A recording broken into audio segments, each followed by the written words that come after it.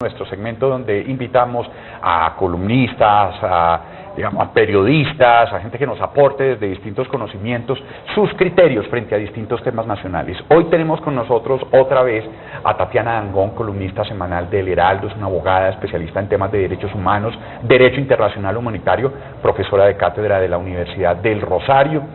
Siempre es un placer verla, además que se viste como los dioses. Hola, ¿qué tal? Como siempre, encantada de estar con ustedes. Me encanta madrugar para hablar estos temas tan importantes para el país y para Bogotá. Qué bueno que nos aportemos criterios. Y también es un placerazo volver a tener con nosotros a Diana Paola Medina Casas, directora de Seguimiento Estrategia, que es una firma de asuntos públicos y comunicación política. Ella es profesional en Gobierno y Relaciones Internacionales del Externado de Colombia, es especializada en marketing político y opinión pública de la Universidad Javeriana, tiene un magíster en comunicación política e institucional de la Universidad Carlos III de Madrid y enseña, es docente en el Externado, Sergio Alboreda y la Universidad del Rosario. Diana, otra vez un placerazo. Muchas gracias, Mauricio, por la invitación. Manolito, también para ti, agradecidísima. Y un saludo a los televidentes. Oiga, y vamos a empezar con otro tema, y antes de leer el tema que teníamos, es que esta mañana encontrábamos cómo Transparencia Corpolombia había anuncia pues que a partir de las 8 de la mañana entregará todo un resultado de un informe que realizó. Es un informe que se llama Así se mueve la corrupción en Colombia entre 2006 y 2018. Son 2 años importantes, muy recientes, pues es lo que se conoce, y que revisó los hechos reportados en periódicos y además boletines oficiales de órganos de control en 32 departamentos del país. Y lo que se está hablando es realmente aterrador. Corrupción más recurrente, la administrativa, con el 73%. Fondos públicos, potestades públicas, por parte, por supuesto, de los funcionarios. Cuando uno dice funcionarios públicos, pues es un pleonasmo, pero aclaremos, pues, es decir, para que quede claro, es personas que están contratadas, pagadas con nuestro erario público y que además nos están robando. Le siguen la corrupción privada con un 9% y la corrupción judicial con un 7%. Así, en términos generales, las cogidas prevenidas se sientan y vemos este informe, pero hablemos de esto, si les parece, es una cosa absolutamente, digamos, inmediata, que nos suscita muchas preguntas y digamos, análisis, así por lo menos someros. Vuelvo y digo, es una cosa en que las cogí aquí desprevenidas. Pero ¿cómo ven este asunto? Bueno, principalmente hay que decir que no es una sorpresa, porque los hechos de corrupción en Colombia se vienen presentando en diferentes áreas. Lo que puede resultar un poco sorprendente son, por ejemplo, las cifras que se habla de corrupción judicial, que corresponde a un 7%, porque generalmente se ha criticado mucho a la rama judicial, y esta cifra pues es sumamente sorprendente porque muestra que el problema de la rama judicial, como lo veníamos diciendo, no es un tema propiamente de corrupción, sino que los problemas que se presentan son más bien de impunidad o de el robustecimiento de la rama judicial propiamente para el ejercicio de sus funciones. Y que esa impunidad no necesariamente está relacionada con la corrupción. Efectivamente, podría estar más relacionada, por ejemplo, con el hecho de que se necesita fortalecer institucionalmente a la rama judicial.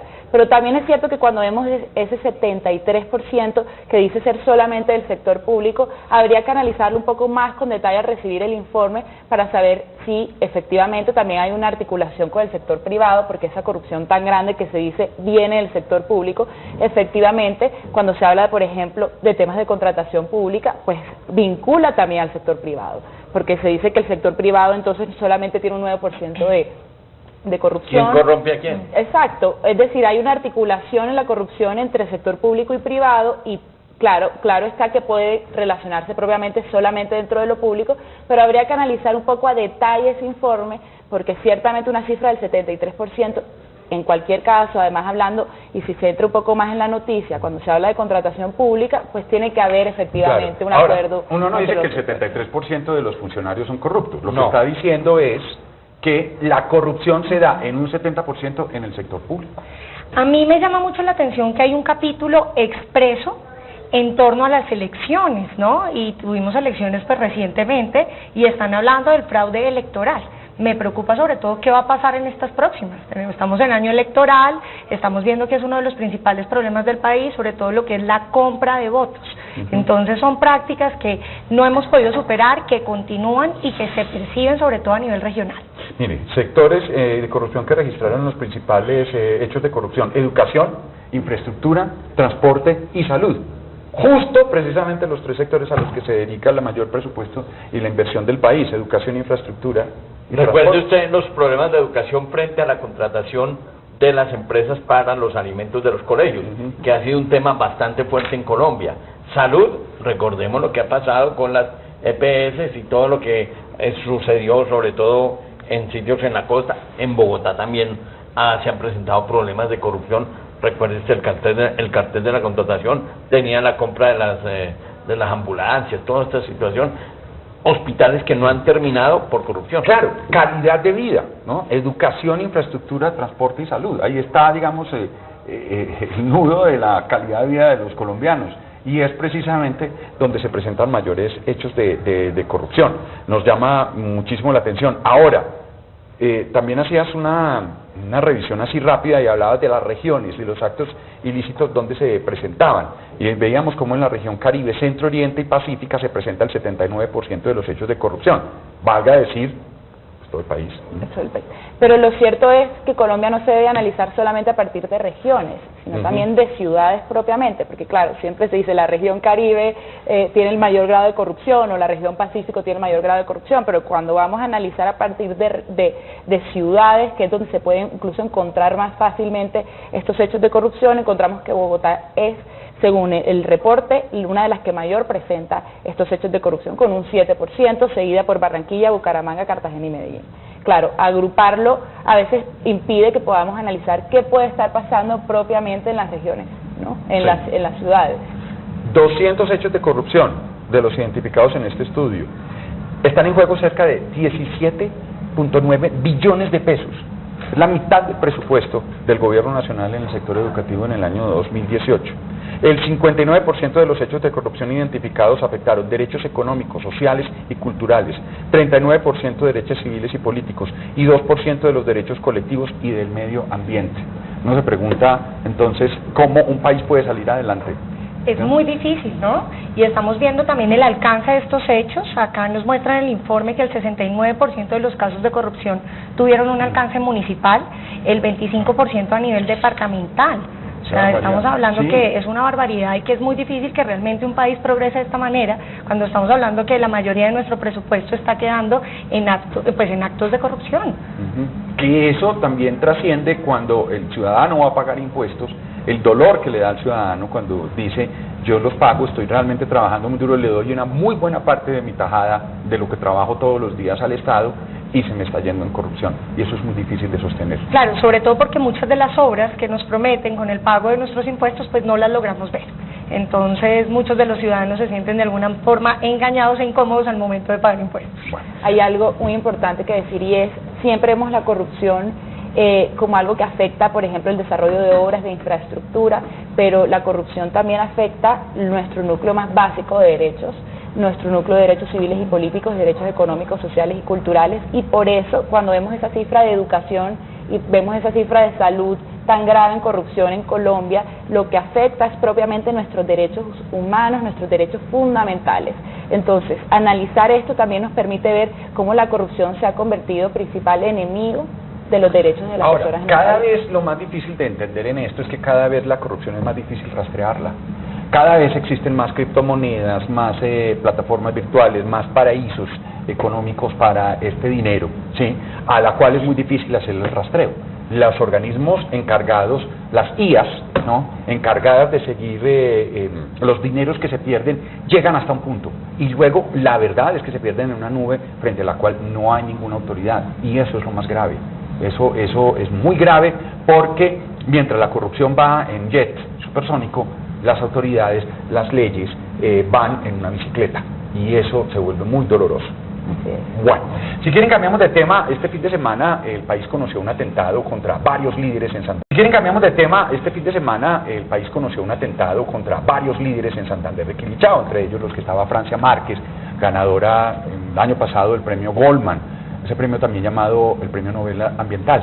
No hubo muertos, pero sí 2 escoltas de la Unidad Nacional de Protección que resultaron heridos. Hubo un consejo de seguridad allí, el presidente Duque pidió dar con los responsables de este atentado. El ministro de Defensa dijo que de los 7.000 líderes sociales amenazados en el país, hay 5.000 que tienen protección estatal.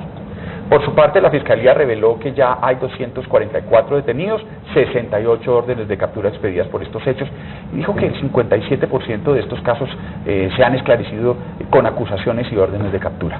La situación que se presenta por parte de la Defensoría del Pueblo es realmente delicada.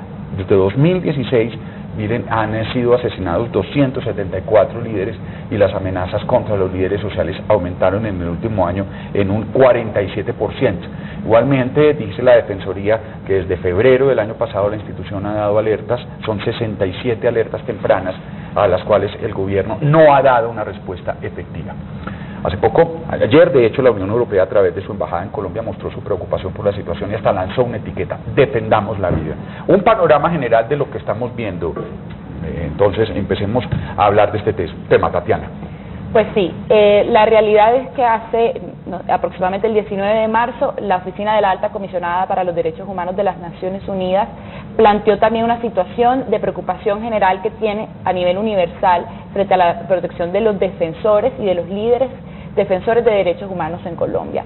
Lo que se ve es que efectivamente se dan unas garantías y unas protecciones a estos líderes, pero esas garantías y protecciones no están siendo efectivas a la hora de proteger y prevenir los crímenes y delitos que se están cometiendo o las amenazas que se están cometiendo contra líderes en Colombia. Además, el acuerdo de paz entre Colombia, el gobierno de Colombia y las FARC estableció unas medidas específicas de protección a esos líderes y esas medidas todavía no se han adoptado, lo que ha llevado a que se esté implementando medidas, por ejemplo, de construcción de paz, medidas que implican que los líderes tengan que ejercer la protección de los grupos de especial protección, pero que ellos no reciban esa protección efectiva por parte del Estado. Mire, ayer precisamente Francia Márquez, esta lideresa social, la del premio Goldman, decía: a mí me llama mucho la atención, si usted habla de 7.000 líderes sociales amenazados, 5.000 con protección, no sé, creo que es evidente el peso de algo supremamente innegable, lo peligroso que es ser un líder social en este país. 7.000 amenazados, o sea, 7.000 en este... Y 5.000 protegidos, y 5.000 protegidos. Y uno se pregunta en el plan de desarrollo, ¿hay un rubro destinado? Parece que no lo hay, un rubro destinado que se considere para la protección de los líderes sociales. Pues realmente como rubro no hay uno como tal. Sí es evidente el esfuerzo que ha hecho el gobierno, ¿no?, por satisfacer las necesidades de algunas comunidades, en donde está claramente los estudiantes, tenemos a las etnias, tenemos a víctimas, pero realmente no podemos hablar exactamente de los líderes. También hay que tener en cuenta que el tema de los líderes no es nuevo, no depende solo de este gobierno, lo hemos visto lamentablemente gobierno tras gobierno, donde hemos visto asesinatos, amenazas continuas y no se ha podido resolver el tema. Realmente la protección es mínima, se sienten amenazados y no hay una solución clara frente a esta problemática. Pero, por ejemplo, fíjese usted, la Unidad Nacional de Protección habla de la necesidad hasta de $1 billón más para la garantía de la protección de los líderes, y no los tiene. Y no solamente de líderes, digamos, en este caso, 7.000 líderes sociales amenazados, a los cuales finalmente se le da un esquema de protección y quizás un celular. Mauricio, ayer yo escuchaba al director, que creo que es Pablo Elías González, sí, es el director, y yo lo escuchaba y veía como una impotencia frente a la protección de la gente.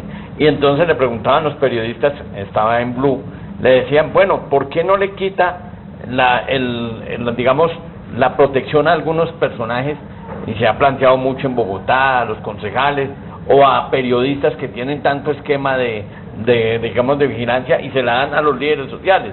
Y él decía algo, decía, es triste, pero yo no le puedo quitarle a esas personas que ustedes dicen, porque a ellos se les ha hecho estudios de riesgo, y cuando se hacen los estudios de riesgo muestran que necesitan esa protección, y ahí es donde uno dice cuál es, digamos, la medición para saber quién tiene o quién no tiene riesgo. Yo recuerdo cuando se hizo el estudio de riesgo a los concejales, les dieron camionetas blindadas, con todo respeto de algunos concejales, creo que las camionetas blindadas no eran necesarias. Claro, porque se hizo, digamos, un estudio de riesgo del cargo, no de la persona. No de la persona. Exactamente. A ver, hay una cuestión importante y es no solamente se trata de brindar esas garantías, ¿no?, de esas protecciones, se tiene que trabajar en los territorios, porque lo que se muestra, por ejemplo, en el informe de la alta comisionada de los derechos humanos, que me gusta porque muestra a detalle el problema en Colombia, es que se está dando, por ejemplo, en las juntas de acción comunales, los líderes, los voceros son las personas más afectadas, las mujeres líderes que defienden los derechos son las personas más afectadas. Entonces tiene que haber una identificación de esos grupos de especial protección, pero en los territorios.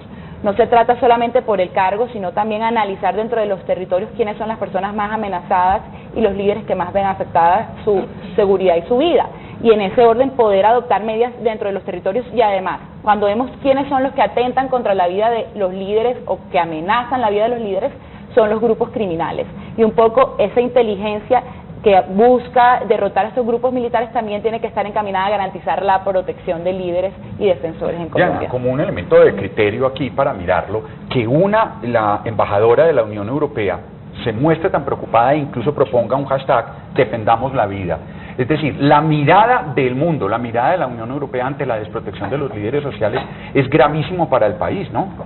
Supremamente grave, porque en cómo estamos quedando a nivel internacional, qué está pasando con nuestra gente, estamos en un proceso de reconciliación y parece que todavía las condiciones no son claras. También es cierto que es una tarea larga, que no es fácil, que es de compromiso de todos, pero pues aún así pues lo que estamos viendo es que de alguna manera estamos desprotegidos, sobre todo aquellos líderes que vienen trabajando temas de derechos humanos, todo el tema de reconciliación, y no tenemos una salida clara.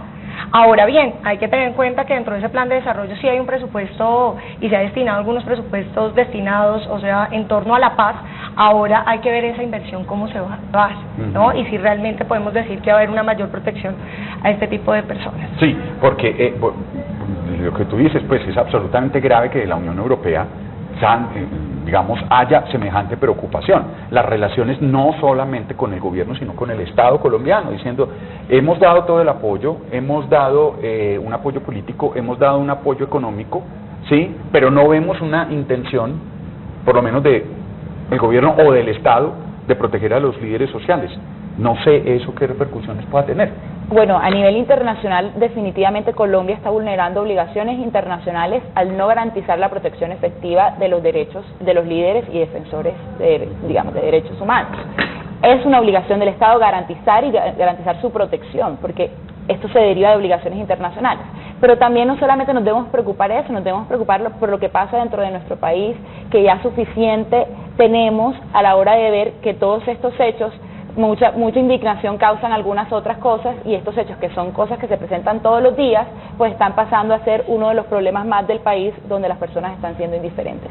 Además, el problema no es solamente de presupuesto, realmente tiene que haber un apoyo de la comunidad para abrazar a estos líderes, para abrazar a estos defensores, de modo que se sientan protegidos dentro de las comunidades en las que están ejerciendo su labor. 7 de la mañana, 38 minutos, si quieren vamos a una pausa. 46 minutos, esto es Despierta Bogotá, estamos en este espacio donde compartimos criterios con nuestros invitados y pues de alguna manera siempre compartir con ustedes estas dinámicas de entendimiento de las realidades sociales es como uno de los puntos más importantes de nuestro programa, es lo que más nos gusta. Estábamos hablando hace poco con Tatiana Dangond y con Diana Medina sobre diferentes temas, y hay uno que queremos abordar ahora, y es que el canciller Carlos Holmes Trujillo ratificó que el embajador de Colombia ante la OEA, Alejandro Ordóñez, debe rectificar lo que dijo en una reunión extraordinaria de la OEA allá en Jamaica, en la que dijo que la dictadura de Nicolás Maduro hacía parte de una agenda global para irradiar en la región el socialismo del siglo XXI. Esto incluso llevó al director de Human Rights Watch, a José Miguel Vivanco, a calificar como de no creer estas palabras. Es más, el propio canciller dijo que el presidente Iván Duque tenía la determinación de tomar decisiones necesarias de acuerdo con lo que aclare el señor Ordóñez. Y el propio canciller le dice, todavía estamos esperando la rectificación suya. ¿Cómo ve este incidente, Diana? Bueno, unas declaraciones totalmente desacertadas. Hay que entender el cargo que él desempeña y en qué lugar además estaba. Estamos hablando de la OEA, que es además una institución, un organismo que lo que busca es la integración de América. Y lo que estamos viendo es un mensaje que no tiene nada que ver con la política del gobierno Duque.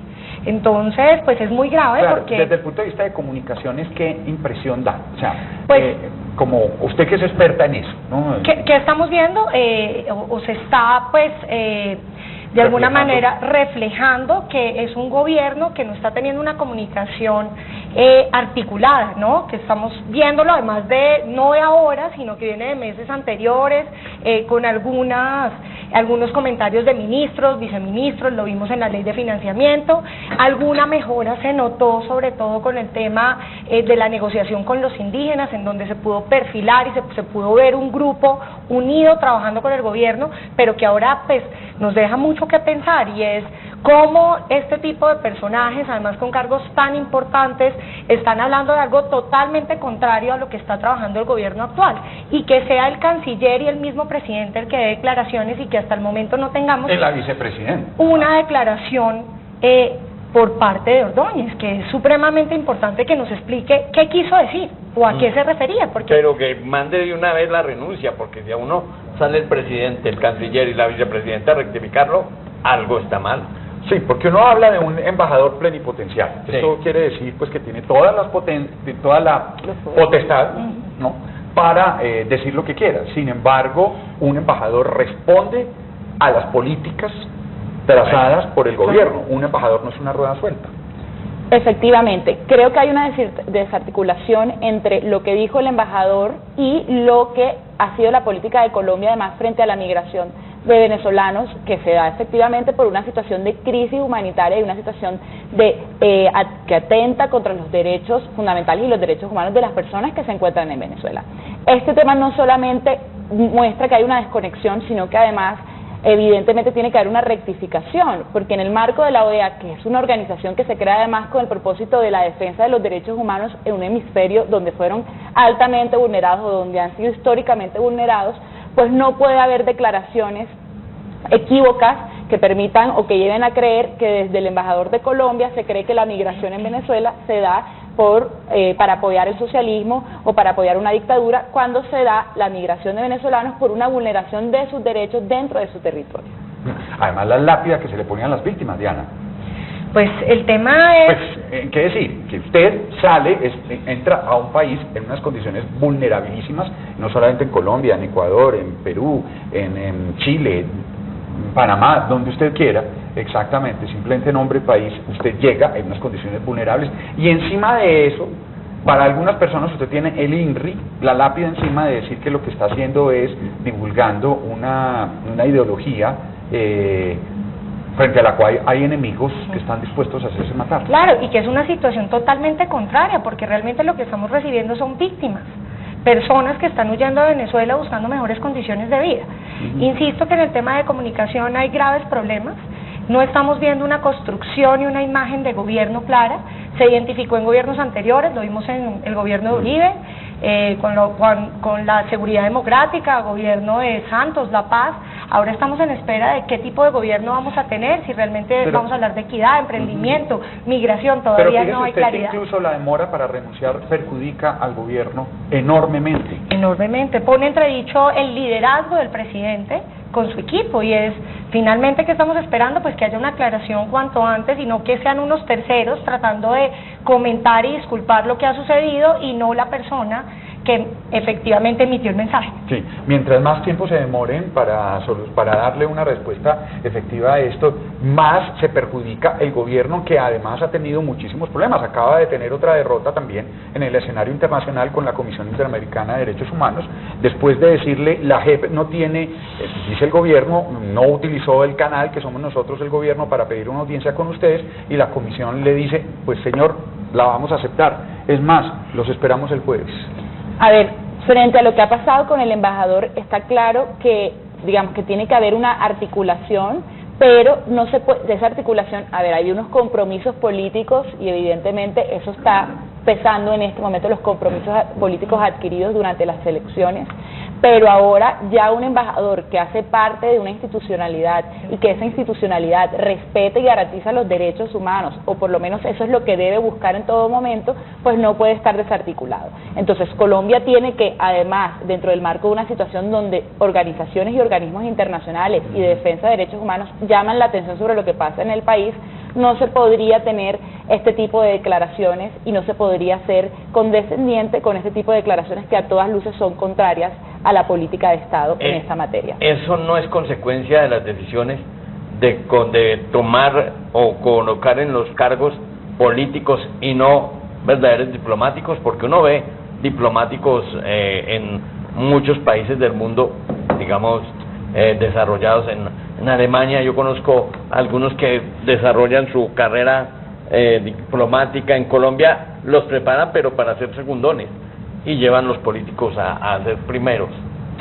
Lo cierto es que en Colombia se tiene que fortalecer la carrera diplomática, de modo que las personas que efectivamente nos representen en estos organismos hayan tenido la formación y la preparación para hacerlo. No obstante, dentro de estos organismos siempre se va a ver que hay una cierta, digamos, representación política, porque la OEA pues es naturalmente una organización de mucho peso político a nivel de nuestro hemisferio. Sí.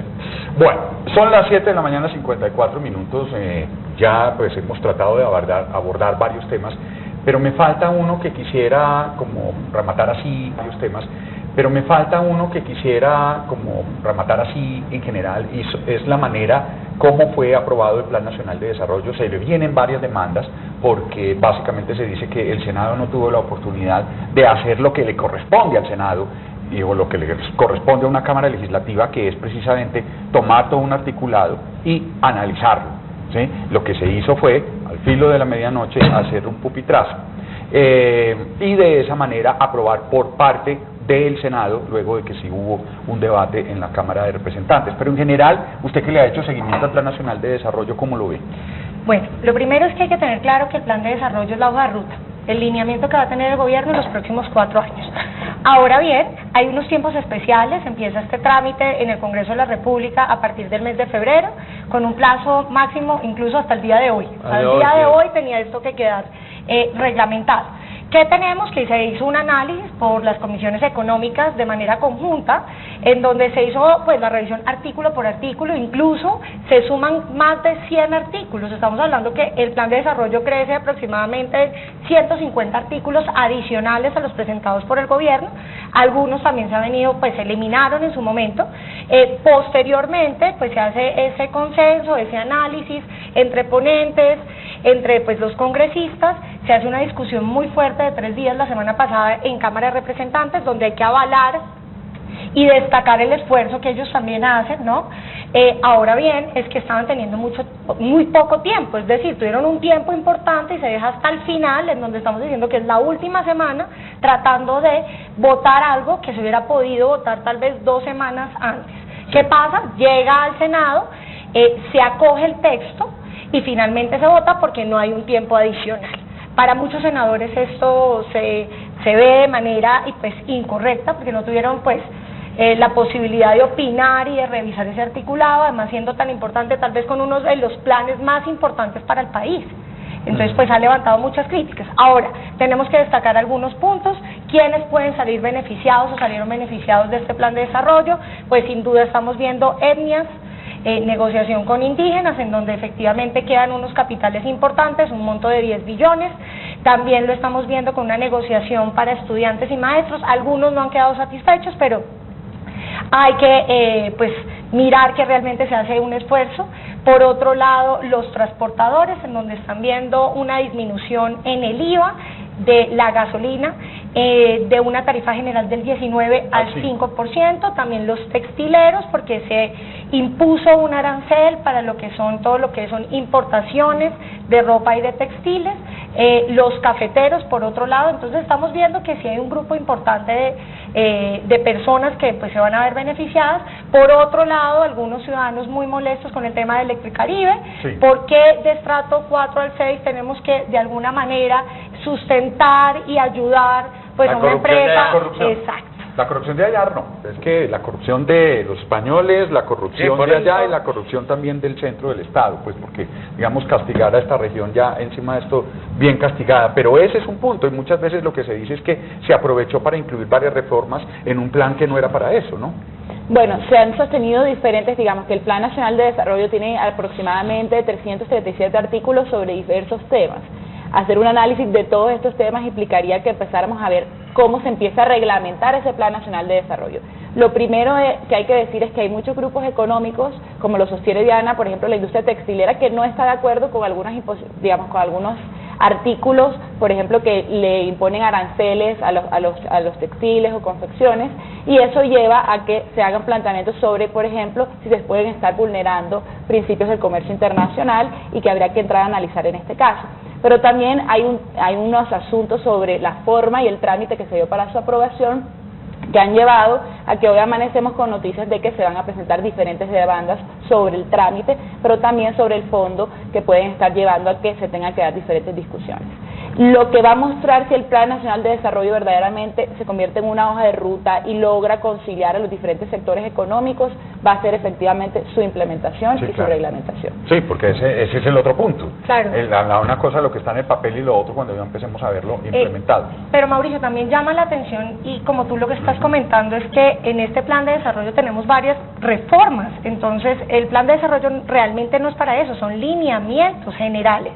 La hoja de ruta, como lo estamos diciendo, pero no para una reforma pensional o laboral, como se estaba pretendiendo, con más de 7 artículos, quedan en este momento 2 artículos, además con una promesa del gobierno de presentar una reforma para el próximo año, que se va a empezar a trabajar a finales de este año. También estamos teniendo unas modificaciones en temas tributarios, que no es lo usual en un plan de desarrollo, ¿no? No tendría por qué haber tarifas, aranceles, pagos, impuestos. Se puede caer uno, diría, fácilmente en la Corte. Claro. Sí. Pues son las 7 de la mañana, 59 minutos.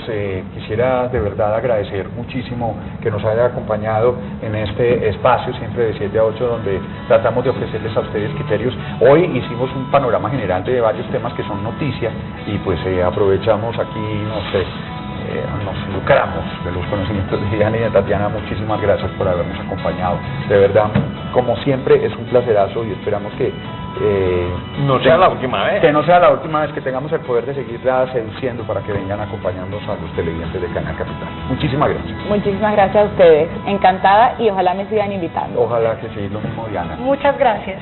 Vamos a una pausa, hay mucho más para compartir con